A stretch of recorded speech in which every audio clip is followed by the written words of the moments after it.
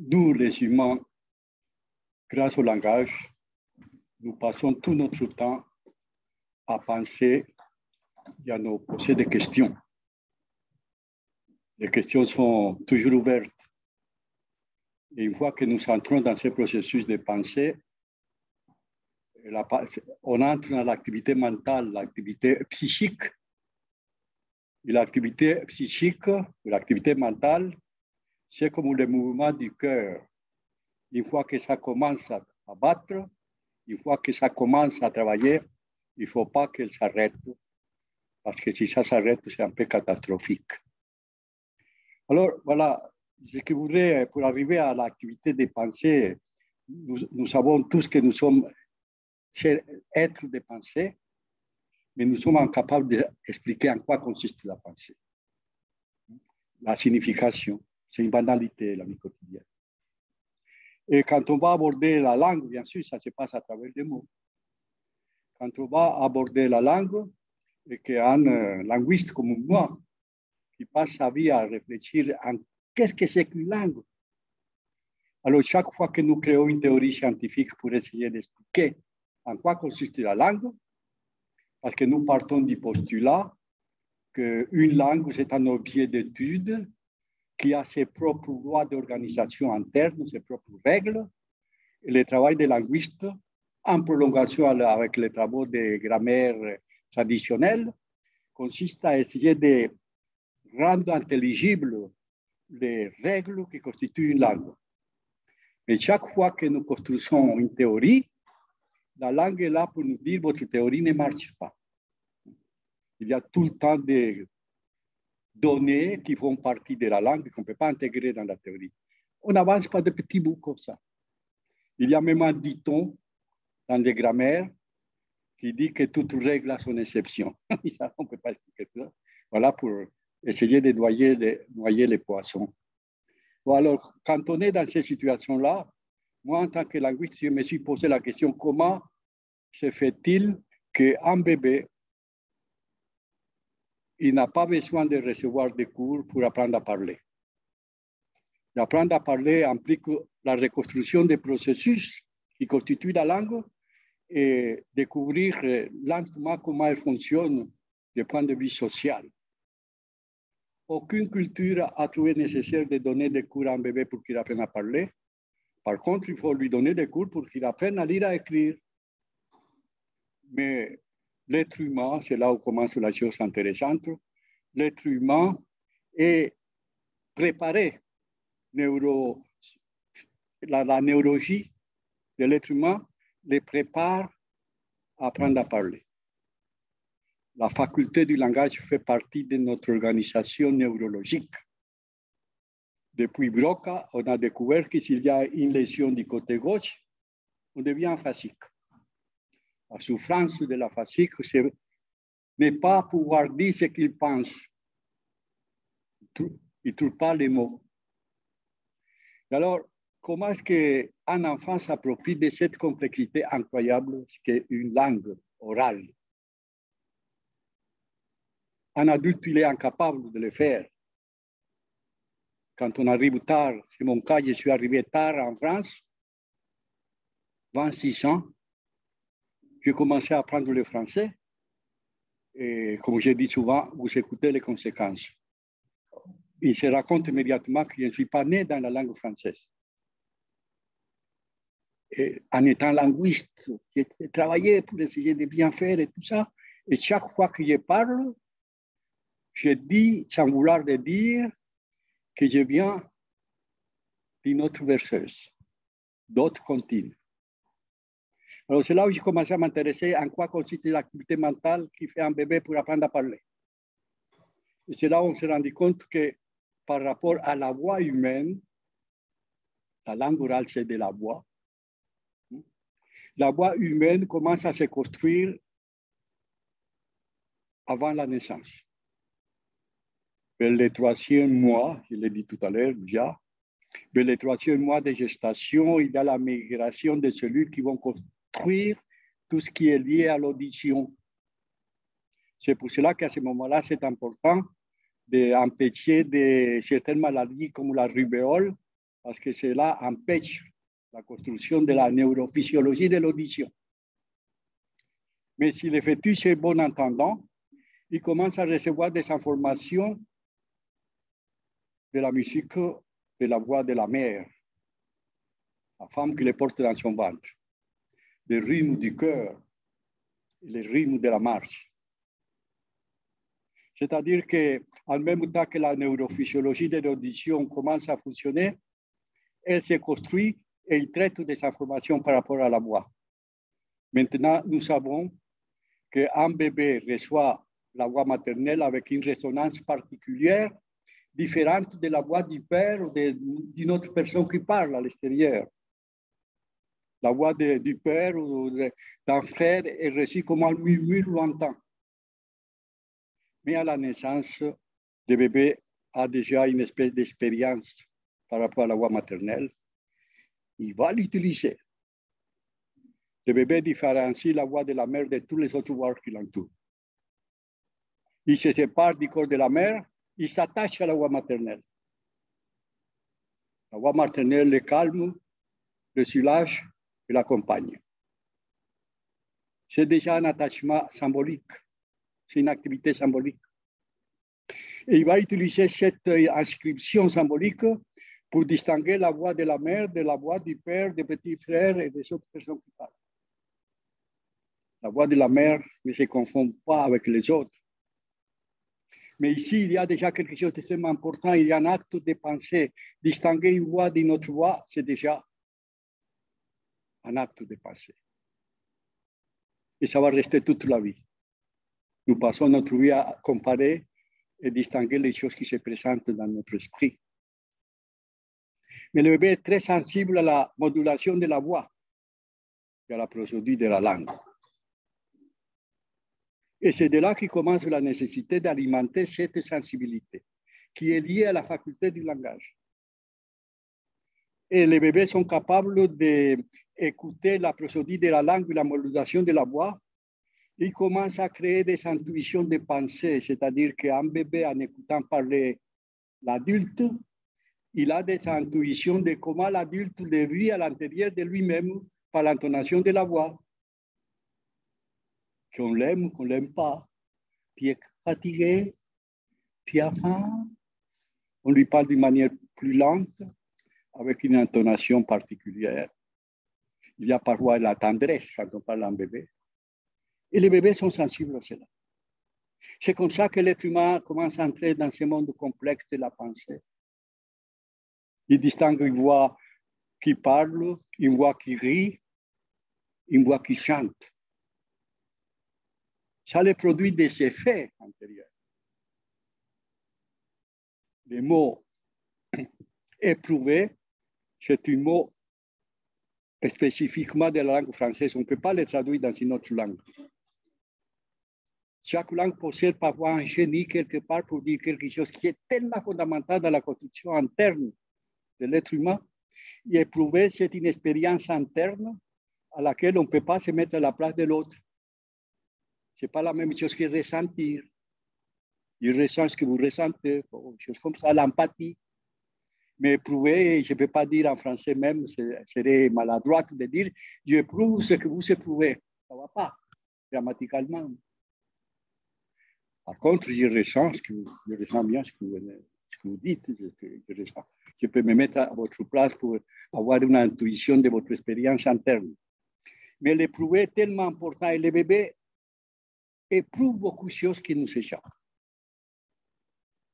Ils éprouvent fortement quand ils sont soif. Ils éprouvent l'expérience de passer de l'attention d'avoir soif à avoir satisfait ces besoins-là quand ils sont faim. Ils éprouvent un plaisir lorsqu'ils écoutent la voix maternelle, lorsqu'ils écoutent une versesse, une comptine. Ça les donne des éprouvés intérieurs. C'est pour ça qu'ils se mettent en position d'écoute. Et maintenant, avec tous les moyens technologiques, si quelqu'un se met à chanter une versesse en face d'un bébé, le bébé fixe son regard. la résonance magnétique montre l'endroit de la faculté du langage se met à travailler.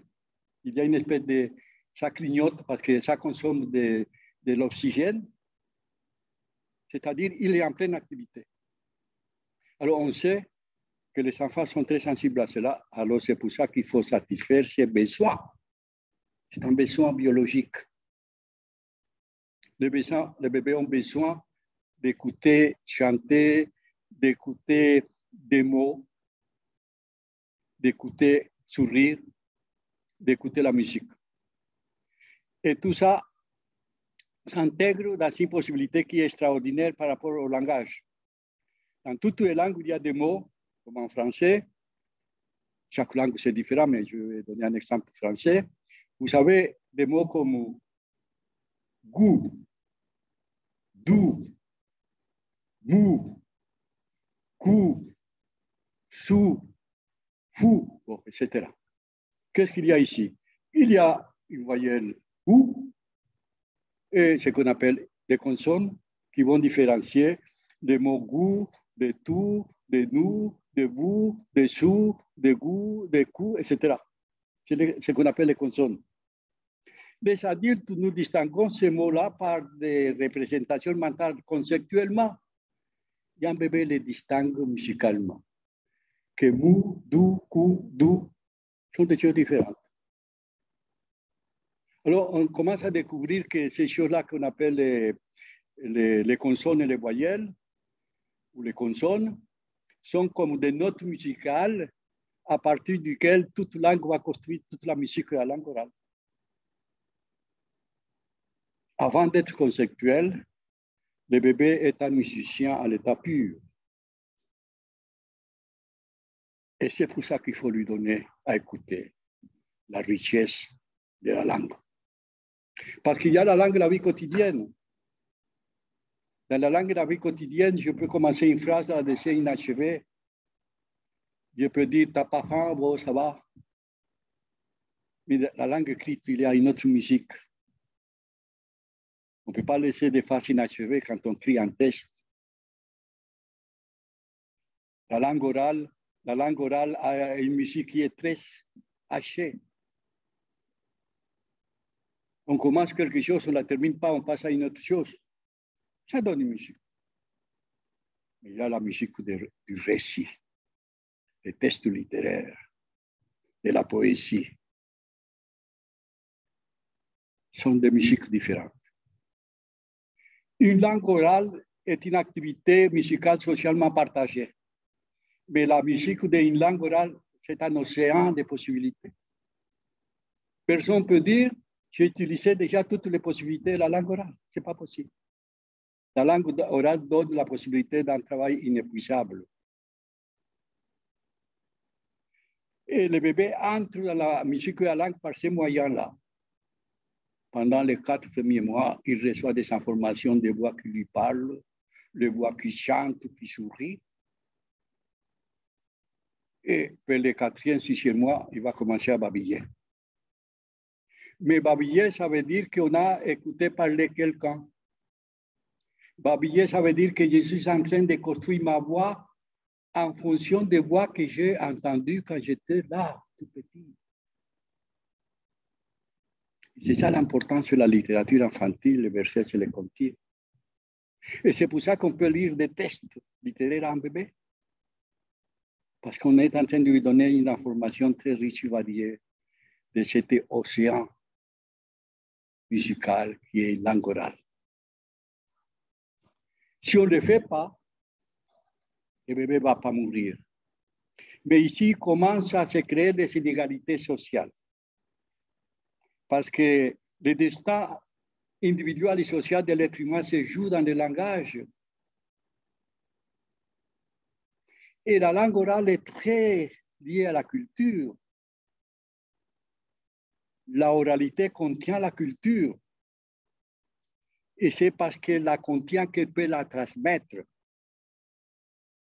Elle la recrée et la maintient en vie.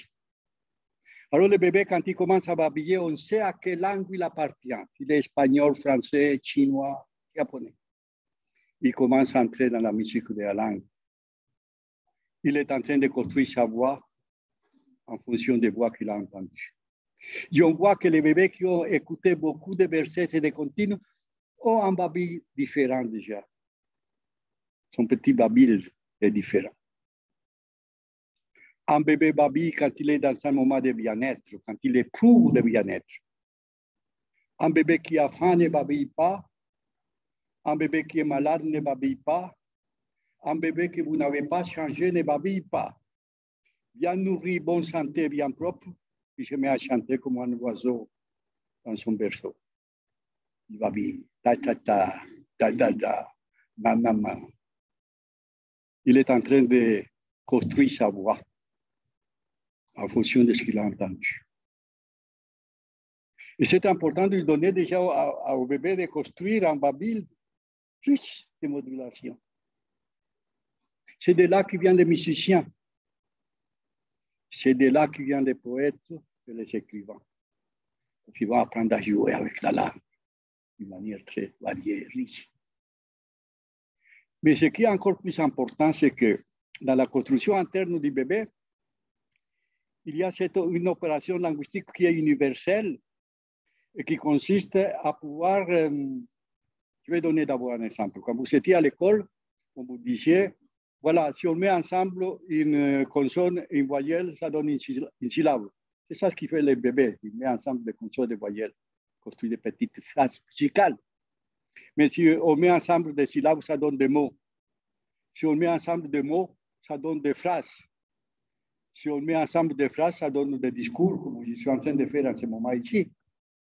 Derrière cette banalité, c'est une opération langagière qui est universelle et qui constitue la base de la construction de toute langue, c'est qu'on peut mettre ensemble les choses différentes pour construire quelque chose de nouveau.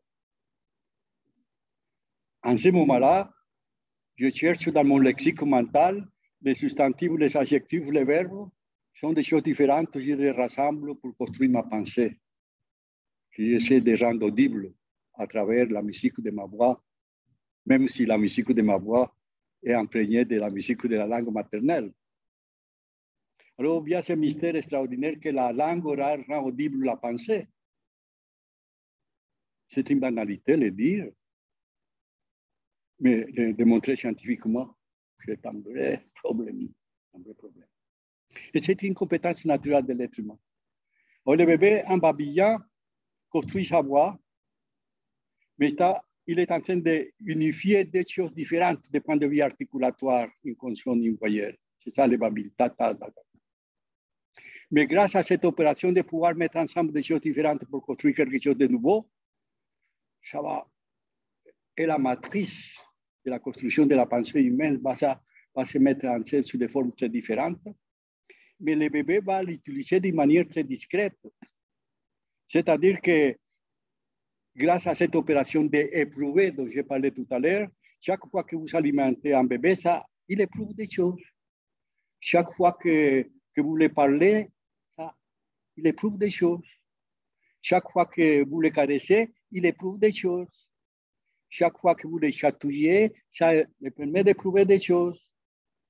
Votre voix, ça le produit des effets. Votre accent, ça le fait éprouver. Et parfois, le fait éprouver des choses très angoissantes. Votre présence, ça lui donne de la joie, ça fait éprouver. Ces opérations-là sont complètement différentes. Caresser, nourrir, alimenter, parler. Mais le bébé, grâce à la faculté de langage, a la possibilité de lier tout ça pour les lier à la personne ou personnes qui lui ont permis de vivre cette épreuve-là dans l'intersubjectivité. C'est comme ça que le bébé commence à créer ce qu'on appelle les liens précoces, les premiers liens. Mais en fait, c'est comme ça que le bébé va lier toutes ces expériences en partie à la personne qui s'occupe de lui. Et c'est comme ça que le bébé crée une opération mentale qui est incroyable, qui est la représentation symbolique de l'autre. Grâce à cette opération de mettre ensemble tout ça. L'autre, c'est ce que le bébé a vécu dans sa compagnie grâce à tous les épreuves que l'autre lui a permis de vivre dans son intérieur. C'est quelque chose, je ne sais pas comment ça fonctionne chez l'animal, Mais c'est de là qui vient, c'est prouvé là, se transforme plus tard en langue orale et en pensée. Et c'est très important que la représentation symbolique de l'autre soit positive. C'est ce qui se passe.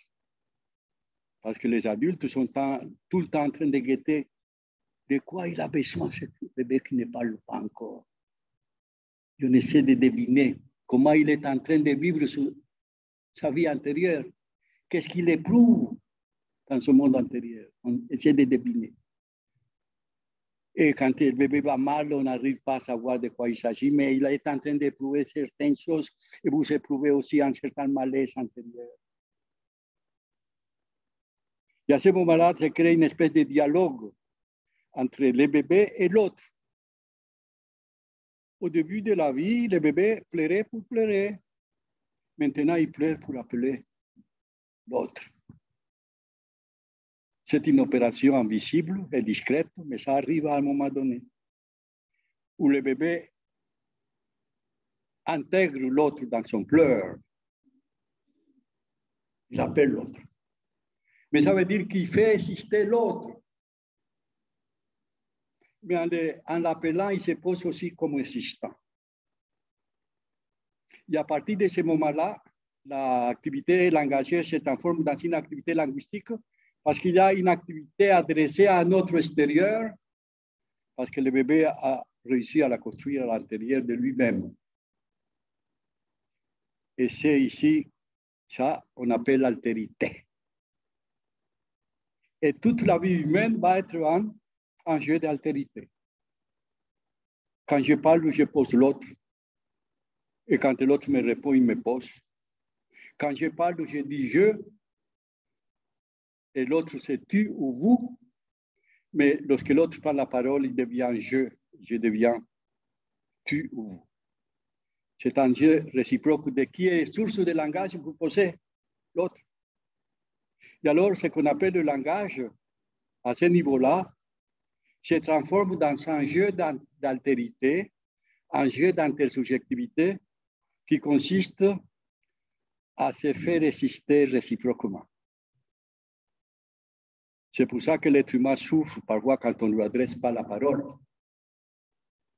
ou quand il n'est pas écouté des objets du monde extérieur. On agit sur les objets, l'action produit un effet, cet effet constitue une information qui reste dans la tête de celui qui est en train de taper sur l'objet. Et c'est comme ça qu'il commence à créer les propriétés des objets. Tout ça est nécessaire pour qu'il y ait les premiers mots qui apparaissent. Et c'est pour ça qu'une fois qu'il montre des doigts et a construit toutes ces activités motrices, vers la fin de la première année, 12 mois, le lexique, le bébé commence à nommer. Il y a une soif de lexique des mots. Et qu'est-ce que c'est un mot? Pour qu'il y ait un mot, il faut qu'il y ait des représentations mentales. Alors, le mot, c'est une représentation, nomme ce qui est déjà représenté dans l'esprit. C'est pour ça qu'à la naissance, le bébé ne peut pas parler. Il écoute, mais il ne peut pas parler. Pour parler, il faut avoir des représentations mentales. Et les langues orales sont faites pour mettre en scène les représentations mentales. Ça veut dire qu'ici, il y a une opération qui différencie l'homme et l'animal. C'est que les animaux, comme les humains, peuvent exercer des actions sur les objets, observer l'effet que ça produit et créer une certaine représentation de l'objet, mais l'humain, il peut aussi nommer ce qui est le résultat de ces actions-là, des objets. Une fois que l'être humain peut créer une représentation à partir d'une représentation, c'est ça.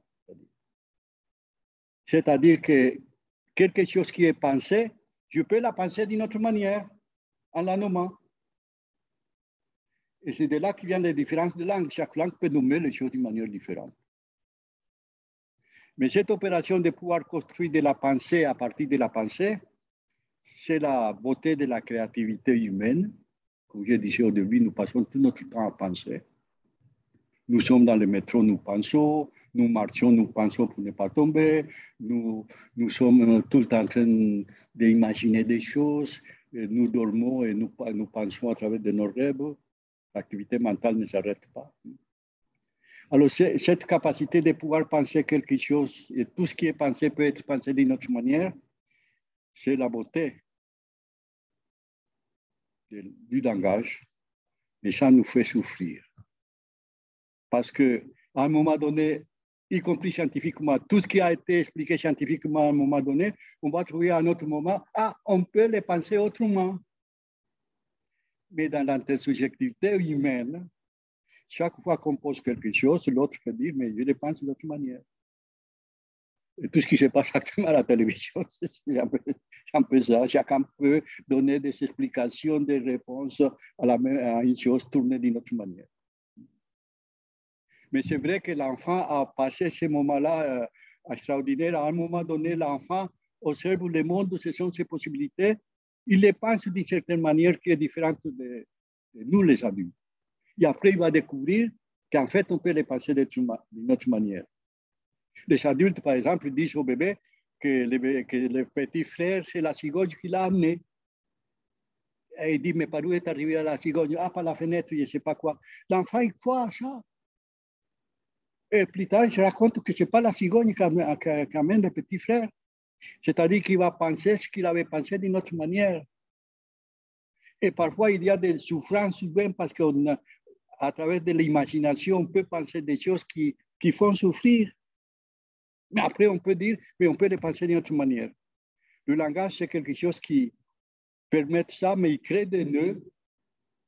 Mais le langage peut défaire les deux qu'il crée. C'est pour ça qu'il existe la psychanalyse. Penser autrement. Penser autrement. Une fois qu'on entre dans ce processus, que tout ce qui a été pensé peut être pensé d'une autre manière, on entre dans un processus infini. Et c'est pour ça que Freud disait, psychoanalyse finie, psychoanalyse infinie. Et la question de l'interprétation, par exemple, c'est extrêmement délicat une interprétation en psychanalyse parce que si les patients s'accrochent à ça, en fait, on peut passer ça d'une autre manière. Ce qui est important, c'est que tout être humain est à la recherche de construire un sens qui lui convient. C'est ça ce qui est important. Et c'est pour ça qu'on lit des textes aux enfants, des textes comme ceux qu'on a lus, ou d'autres textes, en écoutant, tout être humain est à la recherche de quelque chose qu'il n'a pas compris. De l'enfance à l'adulte. Mais surtout dans l'enfance, il y a beaucoup de choses. Alors, en lisant des histoires, l'enfant va trouver une phrase qui lui parle. Là, j'ai trouvé une solution. Même si c'est une solution qui va être pensée autrement plus tard. Et c'est ça l'importance de la lecture. Le bébé, parce qu'il s'approprie la musique et la langue, et lentement, au fur et à mesure qu'il entre dans la langue, on va commencer à trouver des énoncés qui lui parlent. Et parfois, il y a des phrases dans lesquelles nous disons « Ah là, je me sens compris ». Et même quand j'écris des livres, quand je lis d'autres auteurs, quand je cite un auteur, je dis celui-là, il le dit tellement bien que je préfère de laisser parler pour moi. Je fais la citation. C'est ça le pouvoir du langage qui est incroyable. Le pouvoir nous donner la possibilité de nous installer à travers nos représentations mentales pour créer tout un réseau de représentations mentales qui nous convient. Mais ça peut changer. Et c'est ça la littérature. La littérature, c'est le poumon de la psyché. Ça nous permet de respirer, de donner un autre sens. Cette force du langage de pouvoir créer des miroirs verbaux, c'est-à-dire qu'il y a certaines phrases, certains auteurs, certains personnages, aussi dans la musique, d'écouter quelque chose qui nous parle, qui nous fait éprouver des choses, qui dit là, c'est quelque chose. Ça, c'est extrêmement important. Il faut donner la possibilité aux enfants d'avoir ces expériences-là. Et les contes le permettent. Il y a des contes qui font peur, hein? D'autres qui sont très beaux. Comme je disais, il y a des personnages méchants, des personnages qui sont beaux. Et c'est la division d'un personnage méchant ou tout beau, c'est important parce que l'enfant va vivre une expérience imaginairement, quelque chose de ce qui est vraiment vrai ou faux parfois, méchant ou pas méchant. Et c'est important ça parce que l'être humain en soi, il est ambivalent. Le bébé, au début, il avait une représentation symbolique de l'autre très positive. C'est une espèce de tellement élevé. Mais au moment de l'éducation arrive, cette représentation symbolique de l'autre commence à descendre. Dès que le bébé commence à marcher à quatre pattes, avant, on l'aidait à prendre les objets. Et maintenant, on le retire des objets pour éviter des accidents. Bien entendu, le bébé ne comprend pas. Il commence à avoir les premiers caprices, les premières colères. Et le premier colère d'un bébé, c'est qu'il a découvert que cet autre commence à l'introduire des limitations, ce qu'on appelle l'éducation. Et l'être humain n'est pas venu au monde avec une tendance naturelle à accepter des limitations, et ça commence la souffrance. Ça fait souffrir, tout ça. Et entrer dans une culture, il faut renoncer à beaucoup de choses pour être un sujet convenable. Et c'est pour ça que la littérature parfois nous permet d'écouter des choses qui parfois sont en écho avec nos pensées que nous ne pouvons jamais exprimer. La littérature peut nous libérer parfois. Parce que l'être humain doit construire trois mondes en même temps. Pas le langage. Le monde extérieur. L'album, c'est très bien parce que ça permet de donner des images du monde extérieur. Mais on construit en même temps le monde social. Mais le monde social n'a pas d'image. Le monde social se construit par des éprouvés intérieurs dans l'intersubjectivité. Mais il faut aussi construire notre propre monde intime, celle dont on ne parle pas beaucoup. On ne peut pas se mettre à parler de tout ce qu'on ressent à l'intérieur de soi-même. C'est pas possible. Alors, ces trois mondes se construisent en même temps. Monde extérieur, monde social, monde intime. Dans tout monde intime, il y a des choses qu'on ne voudrait pas qui existent, cependant, il faut partie de l'expérience de s'éprouver intérieur. C'est ce qu'il appelle le livre psychique. Que dans tout être humain est en train d'écrire un livre dans lequel il met tout ce qu'il reçoit du monde extérieur, tout ce qu'il reçoit du monde social et de ce qu'il vit dans son propre monde intérieur.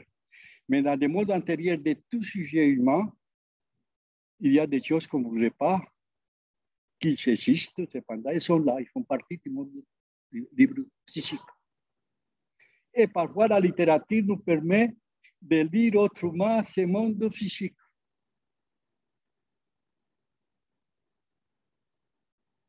Je pense que la fonction du livre qu'on lit à haute voix, c'est qu'il y a certaines choses que je ne peux pas lire directement, qui font partie de mon monde intérieur,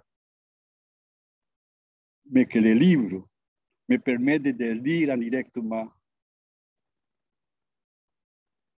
en dépassant les barrières de refoulement ou de la répression psychique. Parce que nous devons réprimer, refouler beaucoup de choses pour être un être social. Et alors, quand on va chercher dans le développement de l'être humain, une fois qu'il entre dans la culture, dans la langue lui permet, je disais au début, il y a une relation profonde entre la culture et la langue orale. C'est parce que la langue orale contient la culture qui la transmet, la module, la recrée, la maintient en vie. Il y a beaucoup de choses chez les êtres humains qu'on ne peut pas mettre en scène, qu'on ne peut pas mettre en image, qui doit être compris par le langage. Les interdictions. Une interdiction doit être comprise. Il faut qu'il y ait de littérature qui met en scène des limitations. On ne peut pas mettre en scène directement pour montrer à un enfant qu'est-ce que c'est que l'agressivité, montrer, lui donner un coup. Il faut que l'enfant comprenne. C'est pour ça que les Grecs ont créé ce concept tellement extraordinaire de forme sensible c'est les formes qui passent par les sens. Tout ce qu'on voit, tout ce qu'on touche. Les formes intelligibles, c'est quelque chose qui passe nécessairement par le langage, par la pensée. Les interdits. Il faut comprendre un interdit. Parfois, il y a, quand on achète un meuble à Ikea, parfois il y a des choses paradoxales qui montrent en dessin ce qu'il ne faut pas faire. Il y a déjà, surtout pas faire ça. L'interdit doit être compris. Il ne doit pas être mis en scène. Et la littérature permet de jouer avec ces représentations mentales qui sont tellement sophistiquées. Et c'est vrai que quand on va chercher la construction culturelle à travers des langages, on va trouver que dans tout sujet humain, il y a des désirs, comme j'ai parlé au début. Il y a des limitations. Il y a des transgressions. Il y a des culpabilités. C'est ça, les briques, la psyché humaine. Et tout ça se passe, on peut les rendre audibles par le langage. Et c'est pour ça que la littérature ou le théâtre, les enfants ont besoin de moments où l'enfant commence à montrer du doigt, il commence à mettre en scène ce qui se passe à l'intérieur de son esprit. Et à partir de ce moment-là, le langage, les mots sont le théâtre universel de mise en scène de ce qui se passe à l'intérieur de nous-mêmes. La langue orale rend audible partie de ce que l'être qui parle contient dans son monde intérieur, et pas complètement. Et cette opération-là de pouvoir rendre audible tout cela, c'est quelque chose qui... Je voudrais le comprendre, j'ai fait beaucoup de travail de phonétique, de savoir lorsque quelqu'un parle, ce qui arrive à l'oreille, c'est des ondes acoustiques, à ce moment-là. Mais à partir de cette onde acoustique, on va envoyer l'onde acoustique de l'oreille externe à l'oreille moyenne, de l'oreille moyenne à l'oreille interne, et de l'oreille interne à l'hémisphère, là où est localisée la faculté du langage. Mais nous ne savons pas comment ces ondes acoustiques se transforment ou ne se transforment pas et comment est-ce qu'on arrive à construire les sens dans le mot. C'est très compliqué ça. Cependant, c'est une propriété banale de l'espèce humaine. Et la lecture à haute voix permet à l'enfant, en même temps, en plus d'écouter des mots qu'il connaît déjà, ça lui donne une information que ces choses-là qu'on appelle un livre contient des mots qu'il connaît déjà, qui sont là, et l'enfant commence à donner des sens aux histoires. Il commence à découvrir que dans un système d'écriture, il y a de la pensée, il y a des sens, que les mots qui sont là, qu'il ne connaît pas ce que c'est que l'écriture, mais que là, il y a des sens. Qu'il y a une voix silencieuse contenue dans le système d'écriture, que la personne qui est en train de regarder l'album avec le bébé se met à lire. Le bébé regarde le visage de la personne qui est en train de lire et il va découvrir que là, il y a une voix silencieuse qui est contenue dans l'écriture. Il comprend la fonction de l'écriture. Toute écriture est prolongation de langue orale. Et tout cela, et en plus que la personne qui est en train de lire, lit dans cette direction-là, si en France, si en Arabie Saoudite, plutôt dans l'autre sens, s'il est au Japon, c'est comme ça plutôt, ou en Chine. Il découvre qu'il y a une organisation de l'espace dans ce truc qui est là. Et qu'on va et on revient. En plus, il faut découvrir que les syllabes, c'est tout petit. Il faut concentrer le regard sur quelque chose de tout petit pour pouvoir les prononcer. Et que finalement, ce truc qu'on a dans la main, comme qu'il y a une forme, l'animal est à l'envers, que le bébé traite de le mettre comme il faut, etc. Ça veut dire qu'ils vont découvrir lentement que ce livre-là est un espace, je ne sais pas que c'est un espace culturel, mais je dis c'est un espace culturel qui est construit en fonction au schéma corporel, qu'il y a un haut, bas, droite, gauche. La quantité d'informations que donne un adulte lorsqu'il est en train de lire un livre ou un enfant, individuellement comme ça, c'est incroyable. Tout ça, c'est des préambules pour apprendre à lire et à écrire dans de bonnes conditions. L'enfant qui arrive à l'école et qui n'a jamais eu ces expériences-là partagées d'une manière gratifiante avec le père, la mère ou vous, les lectrices qui vont dans les crèches, l'enfant va prendre du temps pour découvrir qu'il y a des chances dans les livres, qu'en fait, il y a la voix dans les livres, que le livre est organisé en fonction des schémas corporels. Il ouvre le livre, au début, il est tellement content d'aller à l'école, il ouvre le livre, mais il se rend compte que le maître lui dit, ah, c'est pas comme ça, c'est comme ça. Premier jour, d'accord. Troisième jour, la même chose. Il se rend compte que les autres, ils font bien. Alors, il va se sentir humilié tout d'un coup. Ce qui fait plaisir aux uns commence à devenir source de souffrance pour les autres. Et alors, il y a 3 types d'enfants à l'école. Ceux qui apprennent à lire avec une vitesse incroyable, qui en quelques semaines, d'autres qui sont tellement intelligents, mais quand même, apprennent à lire. Il y a un certain nombre d'enfants très réduits qui quittent l'école sans savoir lire et écrire. On a fait un colloque en 1978 à Paris sous le titre Apprentissage et pratique de la lecture à l'école. Et là, on a découvert que les enfants qui ont de la souffrance pour apprendre à lire et écrire, c'est des enfants dans des milieux sociaux où il n'y a pas de pratique avec l'écriture, il n'y a pas de livres, on ne voit pas les parents en train de lire, on ne voit pas les parents en train de lire des journaux, des choses comme ça. Et que l'écriture arrive comme ça, et on va demander à un enfant d'apprendre à lire et à écrire, qui est ce que l'humanité a construit à travers des siècles, un système tellement complexe. Si on ne les a pas donné ces préambules-là, ils vont souffrir. Alors, je voudrais... Il y a encore du temps? Non, je vais m'arrêter. On arrive au bout. Oui. Mais prenez. Non, je voulais résumer ma pensée en quelques petites phrases. Je pense que raconter des histoires, jouer avec l'articulation des mots bien clairs, dans toutes les langues ça existe, vous savez, plein de jeux d'articulation, comme un bon chasseur doit savoir chasser son chien.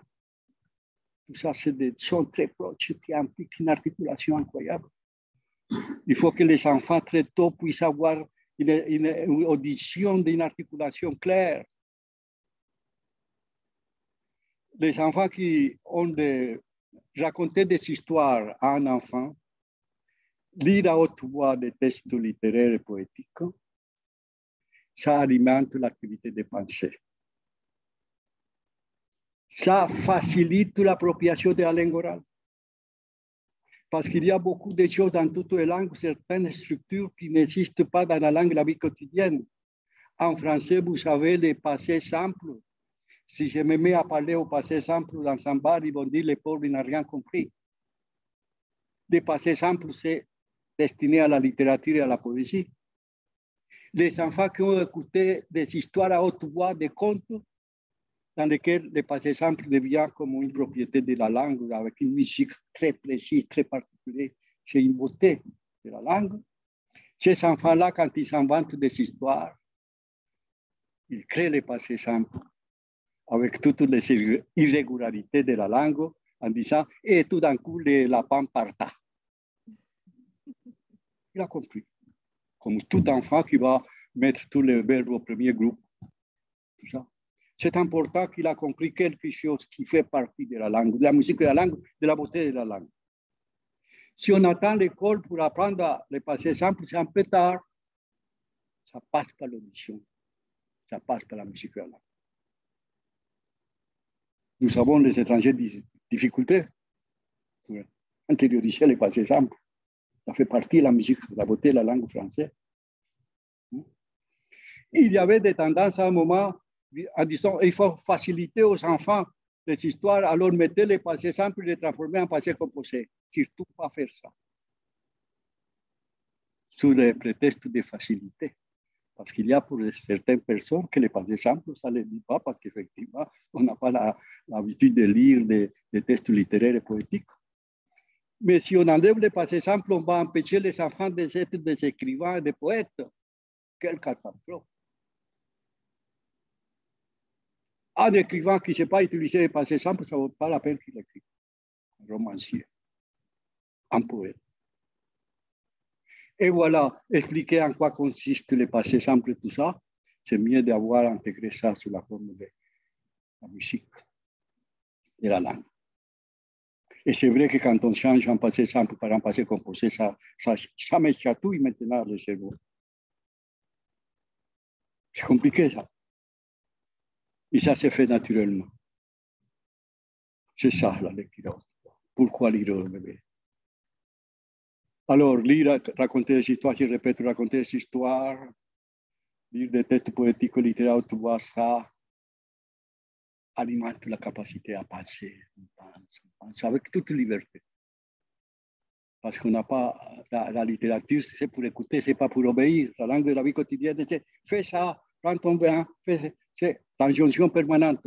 La littérature, c'est pour écouter avec toute liberté. Et les deux langues sont nécessaires. Mais ça donne aussi la possibilité d'aller loin dans la langue. On apprend des mots. Entre 2 et 4 ans, les enfants ont soif de mots.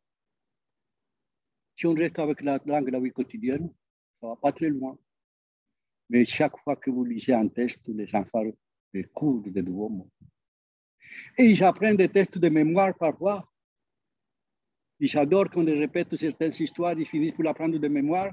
Et lorsque l'adulte va sauter une phrase, il dit non, non, c'est pas comme ça. C'est extraordinaire tout ça pour anticiper ce qui va être prononcé avant d'être prononcé. Alors lire à haute voix, c'est tout ça. Et ça donne des ailes à l'imagination. Les parents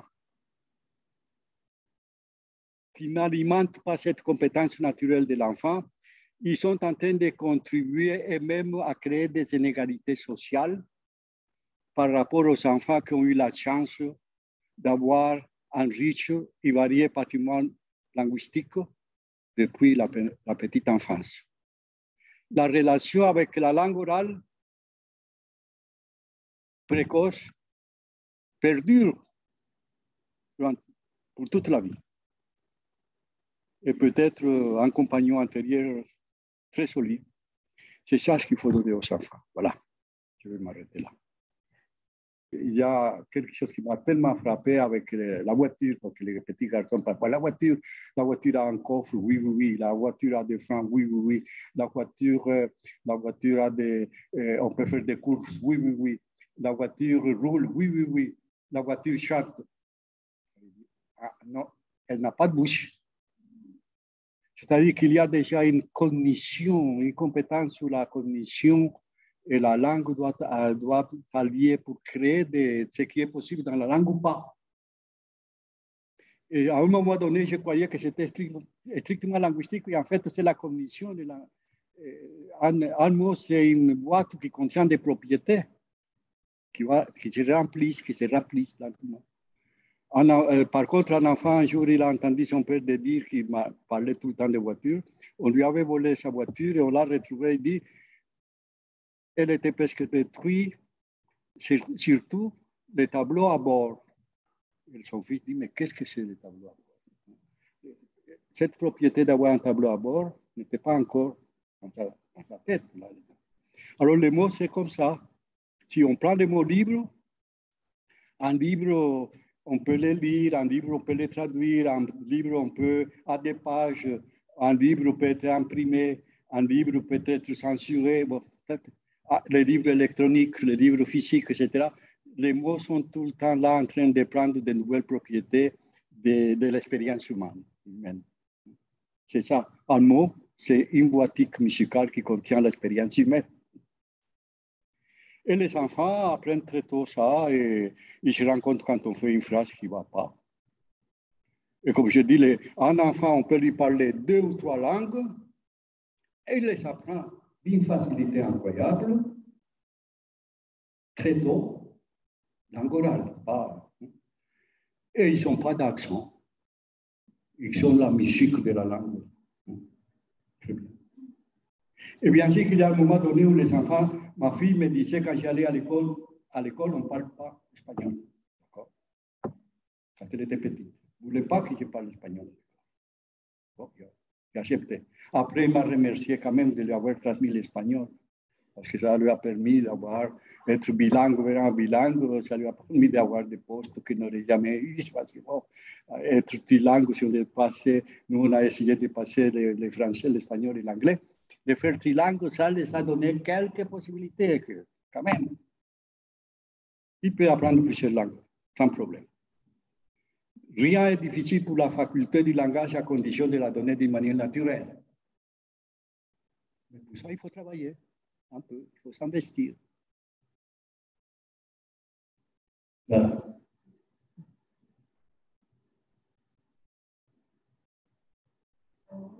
Je suis un petit peu dans le même cas, effectivement. Je vais être mamie prochainement. Ma fille est enceinte, en Allemagne. Lui, il est portugais et elle est française. C'est comment Oui, et quelle est la question exactement?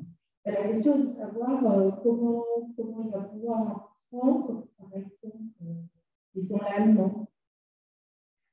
Quand on est en présence de petits enfants, parfois, que les parents sont qu'aux États-Unis, qu'en Angleterre, il faut que les parents ou les grands-parents parlent la langue qu'ils possèdent. Parfois, les enfants, au début, ils n'aiment pas beaucoup, mais lentement, commencent à entrer dans des jeux. Parce qu'à un moment donné, il y a une préférence de la langue. Mais lorsque l'enfant il découvre que vous ne parlez pas, par exemple, l'espagnol, et qu'il parle l'espagnol, et parfois il commence à se rendre compte que tout le monde ne parle pas toutes les langues. Mais il va découvrir que la grand-mère parle une langue, qu'elle a écouté plusieurs fois, qu'il commence déjà à avoir des informations acoustiques et articulatoires de cette langue-là. Alors, à un moment donné, il commence à parler et il ne se trompe pas de langue. Je connais des petits-enfants qui parlent à leurs grands-parents dans une langue d'origine que les petits-enfants n'avaient pas au début. C'est les grands-parents qui ont transmis la langue à force de parler comme ils pouvaient. Je ne sais pas si je réponds à votre question. Non. Non. Comment il va savoir qu'à la fin, il doit parler allemand? Parce qu'elle, il va lui parler français, lui, il va lui parler portugais, nous, on parle français. Voilà, c'est-à-dire, je voudrais savoir quelle est la langue que vous voulez transmettre. Moi, je transmets le français. Le français. Oui, parce que... Oui. Et l'allemand, qu'est-ce qu'il vient faire là, alors? Parce qu'il habite en Allemagne. Ah, faites confiance. Cet enfant-là, il va apprendre l'allemand sans aucun problème. Sans aucun problème. Ne vous préoccupez pas. Hein?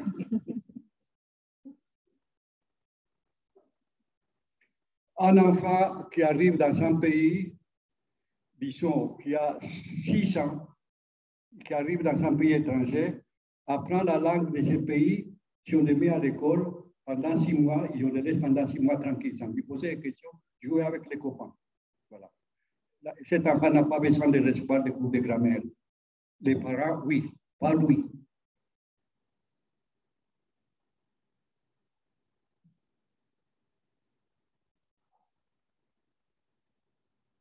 Vous encourageriez les parents, 2 parents français, qui connaissent malgré tout la langue anglaise et la langue espagnole, à parler ces langues-là à un enfant en lui racontant ponctuellement, par exemple, des histoires? Est-ce que ça aidera un enfant plus tard à mieux intégrer d'autres langues si on peut construire?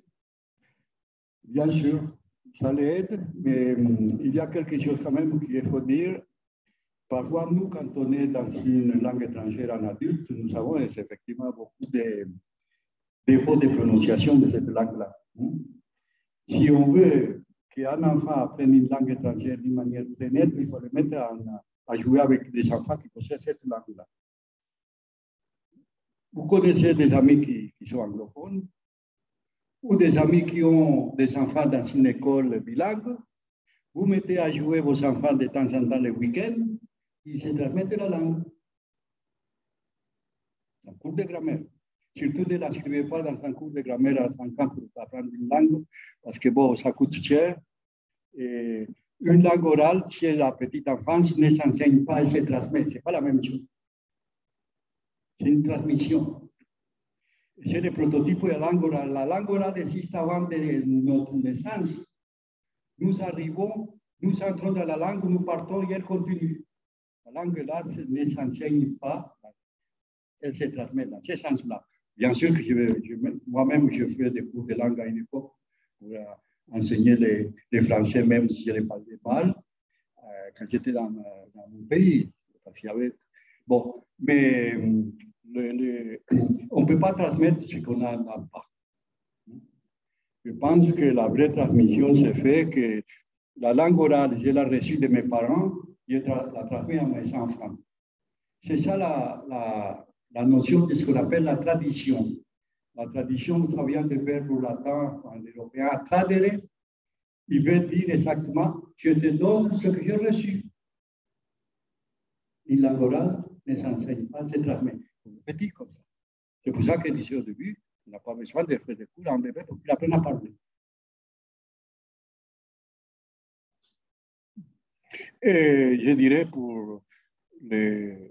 il faut encourager les gens qui viennent d'autres cultures à transmettre la langue d'origine. Parfois, il y a certains discours qui disent mais moi, il faut d'abord apprendre le français parce que s'ils commencent à mélanger la langue de la maison et le français, ils vont avoir des difficultés pour apprendre l'une et l'autre. Non, ce n'est pas vrai. Vous parlez à la maison la langue qui vient de notre culture, l'école fait son travail. L'école, il y a les copains qui parlent français, les enseignants qui parlent français. Ça va très vite pour les enfants. Ça va très vite. Il faut le dire aux parents, transmettez la langue d'origine. Parlez à la maison votre langue. Racontez les histoires dans votre langue. La mythologie dans votre langue. C'est extrêmement important. Et faire des enfants bilingues, c'est quand même très important. Pour le temps qui court, par rapport à une personne qui parle une seule langue, par rapport à quelqu'un qui parle 2 ou 3, quand même, il y a des possibilités assez intéressantes. Et ça ouvre aussi la manière de penser. Ça donne des imaginaires différents. La langue qu'on s'adresse à soi-même n'est pas la même quand on n'a pas eu de littérature, poésie et musique. Le dialogue que nous avons avec nous-mêmes n'est pas, parfois il est appauvri parce que nous n'avons pas cette richesse culturelle qui se transmet à travers la poésie, la littérature et la musique. Et parfois, je pense que même la manière de rêver, on ne rêve pas de la même manière quelqu'un qui a écouté beaucoup de musique, beaucoup de poésie, etc. Ça peut paraître un peu romantique si je vous raconte là, mais je suis profondément convaincu de ça. Parce que quand même, réfléchis, j'ai consacré ma vie à penser qu'est-ce que c'est que le langage et tout ça. Il m'a montré que ma vie est trop courte pour comprendre qu'est-ce que c'est que ça, mais que ça m'a fait avoir une intuition de ce qui est une culture. Une culture, c'est un océan de possibilités, mais abstraite. Il y a des mondes réels sur lesquels nous marchons, mais l'être humain, en plus d'être destiné à vivre dans le monde réel, physique, il est, je dirais, presque condamné à intégrer, à incorporer, à intégrer la culture dans laquelle on est né. Mais une culture ne se laisse pas définir. Personne ne peut définir ce que c'est qu'une culture. Une culture, c'est un ensemble de pratiques extrêmement variées qui mettent en scène la culture. Et l'être humain a cette capacité qu'à partir de ces mises en scène, il peut extraire quelque chose pour sa propre construction. Alors, une culture, c'est un océan de possibilités et chacun va extraire de ce qu'il a vécu dans son milieu familial, social, à l'école, quelque chose qui va lui permettre de donner sens à sa vie. Et une culture, voilà, ce n'est pas un savoir pour dominer l'autre, c'est faire que la vie individuelle et sociale soit possible, et si possible, qu'elle soit intéressante. Je répète ça souvent.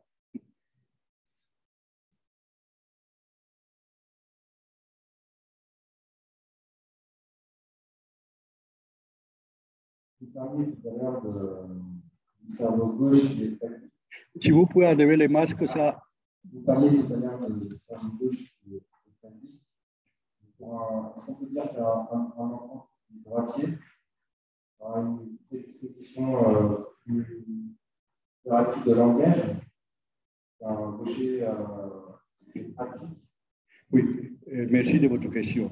Actuellement, on sait que 80 de la population mondiale est droitier, si on peut dire des choses comme ça. Ceux qui sont droitiers, il y a les différents langages du côté gauche. Il y a des gauchers, c'est une autre, n'est pas exactement la même localisation. Mais la faculté de langage est là aussi. C'est ça qui est important. Et on découvre que cette différenciation de localisation nous permet en même temps de comprendre aussi que ce qu'on appelle le langage peut se mettre en scène sous des formes très différentes, avec cette neurologie-là, mais il peut se mettre en scène sous la forme de la langue orale, sous la forme de langue des signes. C'est quand même toute langue, la propriété d'une langue orale, c'est que toute langue orale peut être traduite dans une autre langue. La langue des signes peut être traduite dans la langue orale, et vice-versa. Mais on peut apprendre à lire à la vision, comme ça, comme je disais au début, la lecture, mais quand on est aveugle, on lit avec la yème des doigts. Alors, le langage se met en scène de manière très différente. Mais la fonction fondamentale du langage, c'est construire des sens. Construire des sens. Qu'il soit gaucher ou droitier, c'est vrai que le fait que l'humanité est plus droitier que gaucher, tout est adapté des droitiers. Plus. Les ciseaux, par exemple, femmes qui font la couture qui sont gauchères, les ciseaux de gauchères ont été inventés très tard. Adaptés. Votre question me permet de dire quelque chose que je n'ai pas dit, mais qui est un peu, je ne l'ai pas dit parce que c'est un peu compliqué, dans le sens que, en fait, tout être humain est le résultat de trois processus. Des processus neurologiques, des processus mentaux, psychiques et culturels. Et on voit que le cerveau est organisé quand même pas mal, parce que quand il y a une zone qui a été abîmée, ça peut être pris par une autre zone. C'est surtout si la lésion a été très tôt. Plus on avance en âge, plus il y a une espèce d'encadrament, je ne sais pas comment appeler, on encadre de cette manière que c'est difficile de sortir de là.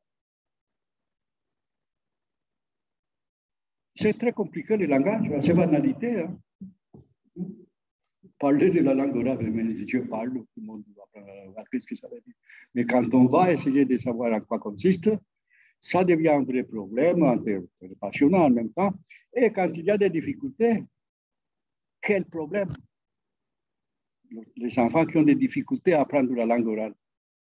C'est compliqué. Nous, on avait à Paris une institution là qui travaille un peu avec Accès. Accès, c'est Action culturelle contre les expulsions et les ségrégations. Mais on trouve des enfants parfois pour lesquels les mots n'ont pas de sens. Ils ne comprennent pas.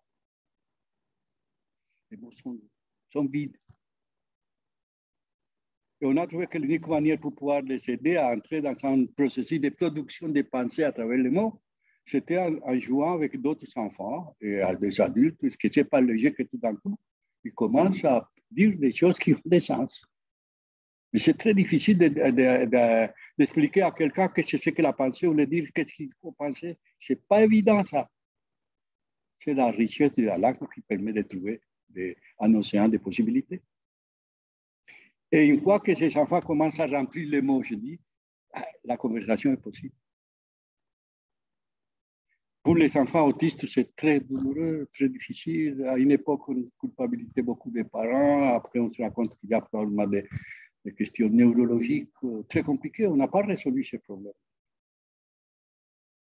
Et lorsque l'enfant n'a pas pu apprendre la langue orale, pour la scolarisation, mais c'est un problème. En France, c'est un vrai problème dans tous les pays. C'est-à-dire, on n'a pas des institutions qui font cadeau en disant on vous donne 10 ans pour apprendre à parler. Si vous avez 6 ans, on n'est pas là, c'est un problème. C'est pour ça que je dis les parents qui n'alimentent pas la faculté du langage quand il n'y a pas de problème, là, ils sont en train de contribuer à créer des inégalités sociales eux-mêmes.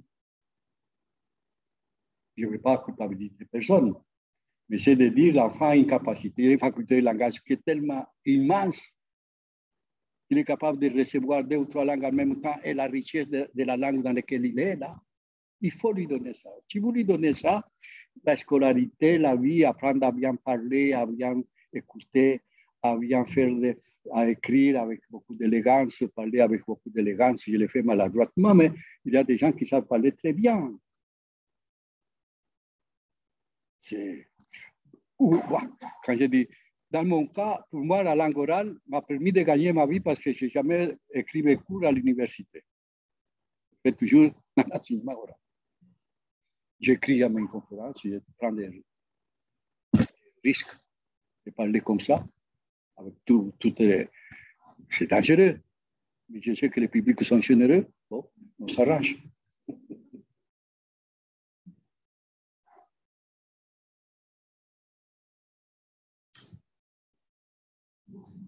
Est-ce qu'il y a un intérêt pour les parents? Pardon? Est-ce qu'il y a un intérêt pour des parents qui viennent avoir un bébé de lui apprendre le langage des signes en attendant qu'il puisse parler?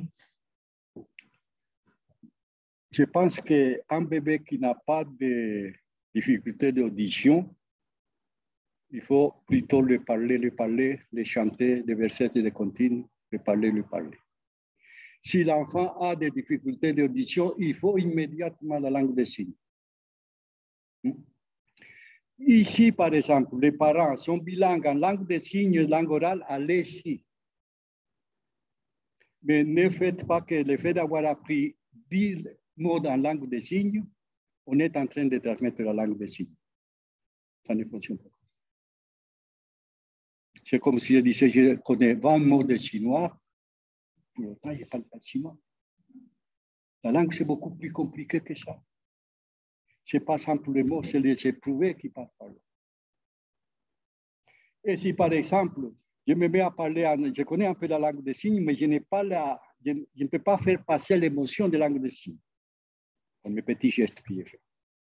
Quelqu'un qui est bilingue en langue des signes, c'est très important. Un bébé qu'on se rend compte qu'il est sourd, il faut lui parler au début comme s'il entendait.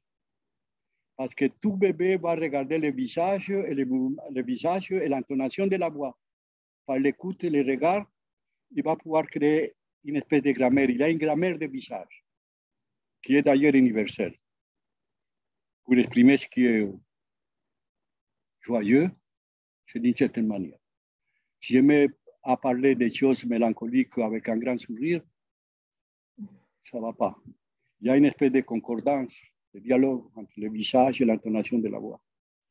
Il faut que les enfants qui sont sourds à la naissance, paradoxalement, il faut les parler, je dirais même plus pour qu'ils apprennent à lire la grammaire du visage, qui les permettent d'entrer dans le processus de construction du sens. Et la grammaire du visage va les servir pour apprendre la langue des signes.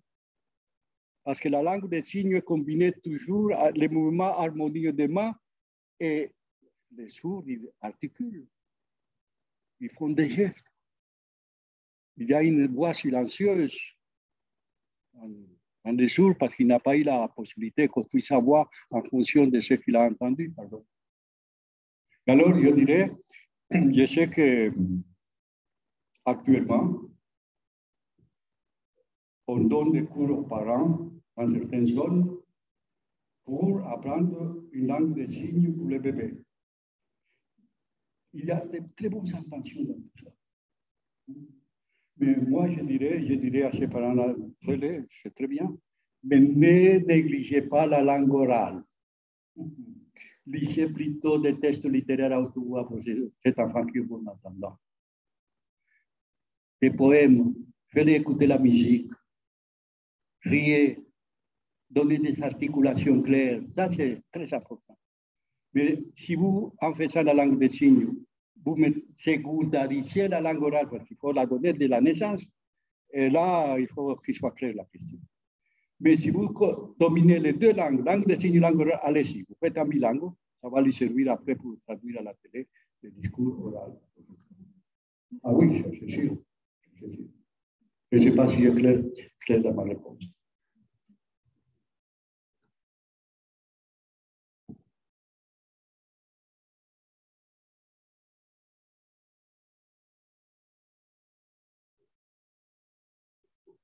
Merci beaucoup. Voilà, je m'excuse parce que j'ai parlé un peu trop longtemps au début avant de...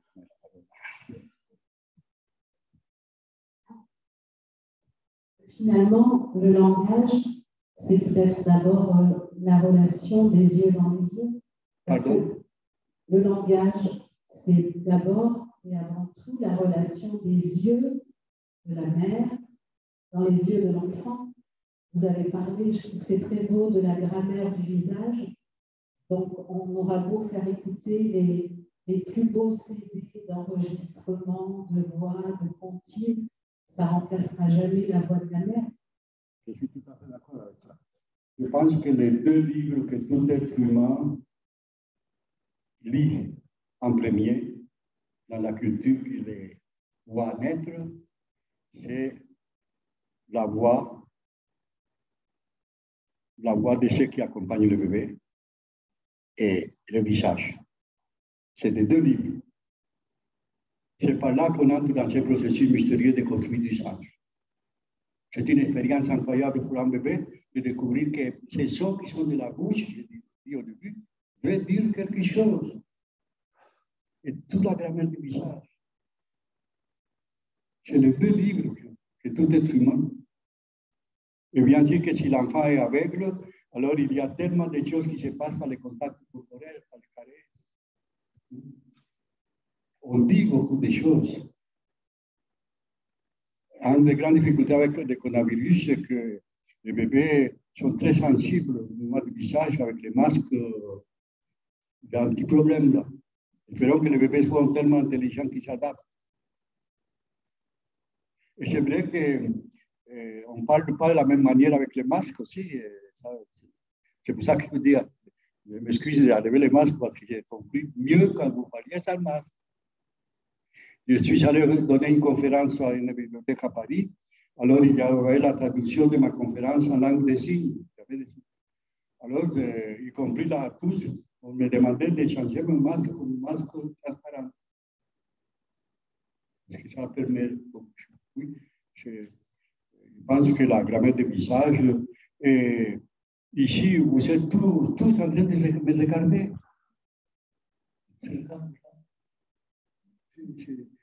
On a besoin de ça. C'est un contact.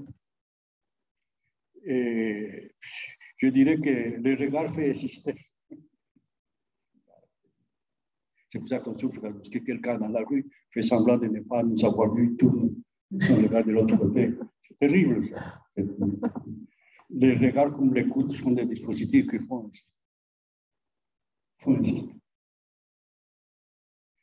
Moi, j'ai quelque chose que dit qu'à un moment donné, l'être humain par rapport à l'animal, c'est-à-dire que l'être humain, à un moment donné, quand on est déjà assez petit, il y a un moment où on transforme l'instant de vie. Parce que le bébé vient avec un instant de vie.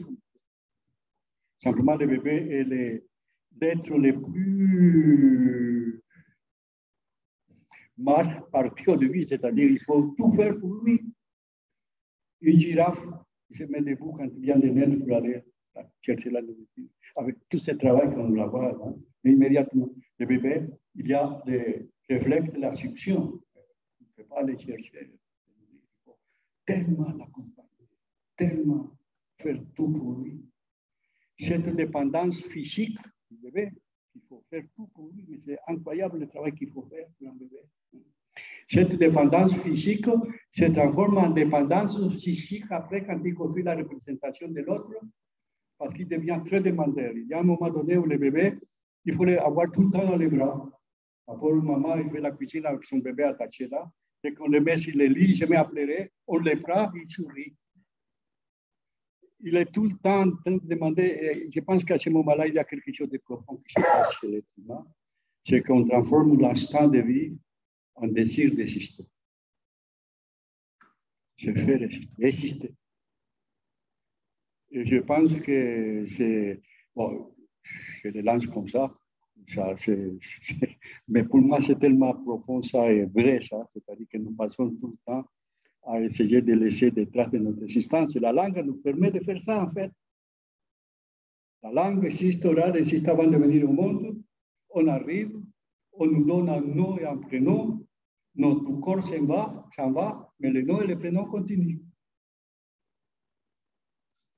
Le langage est l'espace de l'existence symbolique de l'être humain. Et le langage implique une altérité, comme je vous ai parlé au moment où le bébé construit la représentation symbolique de l'autre. Il devient demandeur, il demande tout le temps, il est tellement sensible. Et le langage nous permet parfois, une phrase nous permet, quand nous sommes dans une situation difficile dans la vie, la phrase d'un ami ou une phrase de la littérature, la poésie, nous permet de renaître dans une situation presque de mélancolie où nous sommes au bout des rouleaux, comme on dit. Mais une phrase qui peut sauver, il y a des phrases qui blessent. Et le langage se transforme parfois dans un système de blessures d'intersubjectivité. Je voudrais comprendre un jour pourquoi quelqu'un qui a écouté une phrase qui le fait souffrir reste parfois toute sa vie. Que la blessure symbolique est presque plus dure à supporter qu'un coup de poing ou des choses comme ça. Comme si la blessure symbolique ne cicatrisait pas.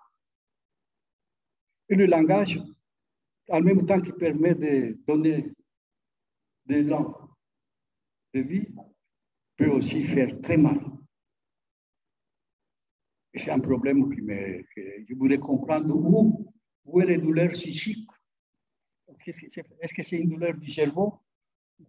Qu'est-ce que c'est cette douleur qu'on porte? Donc, il y a une phrase qui nous a blessés. Et tout être humain était quelque part blessé par des phrases comme ça. Je voudrais comprendre ça, je n'arrive pas. Il y avait Socrate qui avait dit à un moment donné que les fautes de langage ne sont pas des fautes de grammaire, mais quand on utilise le langage pour faire mal à l'autre. Alors, c'est une responsabilité de l'intersubjectivité humaine d'avoir un langage, si possible, qui ne fasse pas trop mal aux autres. Mais c'est mystérieux, cette blessure langagière. Si un jour vous pourrez savoir où est-ce que c'est localisé, les neurosciences disent, bon, il est pas là dans le cerveau quelque part, je ne sais pas. C'est pour ça que je donne beaucoup d'importance à l'espace psychique. Je crois qu'une fois que le bébé a créé la représentation symbolique de l'autre, il a créé un espace interne. Et c'est dans cet espace interne qui se crée, ils vont se jouer beaucoup de choses que nous n'avons pas encore compris. Il y a beaucoup de joie à travers le monde et beaucoup de souffrance. Et parfois, la pensée qui est la chose la plus belle de l'homme, la pensée nous fait aussi souffrir. Et cette possibilité de pouvoir penser autrement ce qui a été pensé, qu'est-ce qui fait souffrir dans des discours idéologiques, religieux ou politiques, etc. Chacun tourne le discours de l'autre d'une autre manière, la même chose. On arrive à créer une souffrance incroyable. Alors, le langage, c'est compliqué, c'est tout ça. Donnons des bons nourritures langagères aux petits pour qu'ils puissent construire le destin du lien social dans ce monde abstrait qui est la culture dans laquelle on vit. C'est ça. Mais ce n'est pas facile.